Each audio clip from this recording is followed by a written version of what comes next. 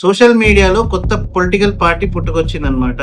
Party పేరే cockroach Janata party. 8 million followers ఉన్నప్పుడు నేను ఈ పేజ్ చూసిన. ఇప్పుడు మీరు ఈ వీడియో చూసేసరికి ఎన్ని మిలియన్ ఫాలోవర్స్ అయితే నాకు తెలియదు. ఒక ఫ్రస్ట్రేటెడ్ జెన్జీ యూత్ ఈ పేజ్ ని క్రియేట్ చేసిండు. ఎందుకు అనంటే రీసెంట్ గా జస్టిస్ సూర్యకాంత్ చేసిన కాంట్రవర్షియల్ కామెంట్స్ యూత్ పైన ఏవైతే ఉన్నాయో ఆ వర్డ్స్ కి ఒక పార్టీ పుట్టిన విషయం తెలుసు. Cockroach Janata party.